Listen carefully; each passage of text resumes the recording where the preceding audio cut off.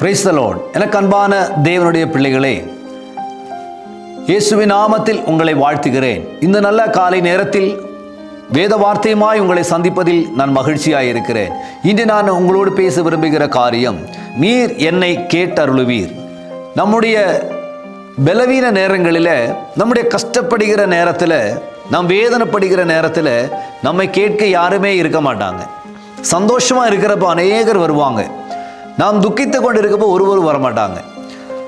நம்முடைய சூழ்நிலையை பார்த்து தான் அநேகர் நம்மை விலை போடுவாங்க.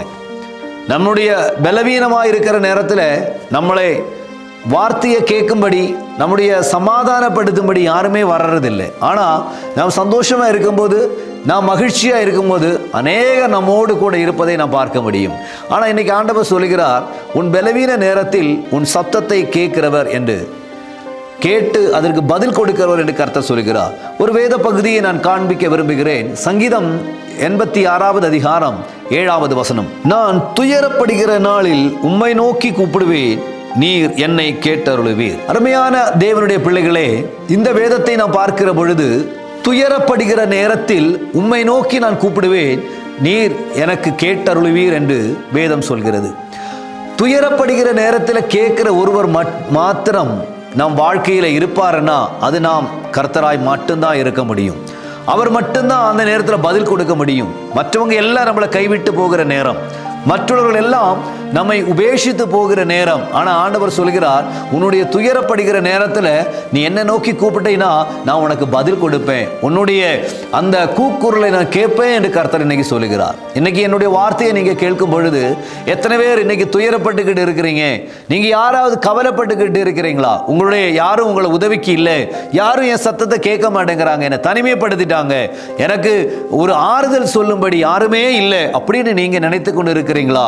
உங்களுடைய அந்த இருக்கிற இடத்தில் இருந்து நீங்க சொல்லுங்க, இந்த வார்த்தையை வாசித்து சொல்லுங்க, என்னுடைய அந்த இக்கட்டான நேரத்தில் நான் அவரை நோக்கி கூப்பிடுவேன், எனக்கு பதில் உண்டு என்று நீங்க சொல்லி இன்னைக்கு அவரை பார்த்து நீங்க கூப்பிட்டீங்கன்னா உண்மையாகவே உங்களோடு பேசும்படி, உங்களுடைய அந்த குறைவுகளை நிகழ்த்தும்படியாக தேவன் உங்களோடு இறங்கி வர அவர் உண்மை உள்ளவராக இருக்கிறார். இன்னைக்கு உங்களுடைய அந்த கஷ்டத்தில், உங்களுடைய வேதனையில் கூப்பிட ஒரு இடம் உண்டுன்னா அது தேவனுடைய சமூகத்தில் மட்டும்தான். பிரியமானவர்களே, இன்னைக்கு உங்களை பார்த்து ஆண்டவர் சொல்கிறார், இந்த வார்த்தை உங்களுடைய பவனத்தில் வரும்பொழுது, உங்களுடைய கரங்களில் வரும்பொழுது, நீங்கள் என்னை பார்த்து கொண்டு இருக்கும் பொழுது ஆண்டவர் உங்களை குறித்து நினைக்கிற காரியம், உங்களுக்கு உதவி செய்யும்படி, உங்களுடைய தேவைகளை சந்திக்கும்படி ஒருவர் இருக்கிறார் என்பதை நான் உணர்த்தி சொல்லுகிறேன். உங்களுடைய எல்லா சூழ்நிலைகளையும் அவரிடத்தில் சொல்லுங்க, அவர் மாற்றித்தர, அவர் உங்களுக்கு ஒரு ஆறுதலை தரும்படி, உங்களுடைய கூக்குரலை கேட்கும்படி அவர் உண்மை உள்ளவராக இருக்கிறார். நான் உங்களுக்காக ஜெபிக்கிறேன்.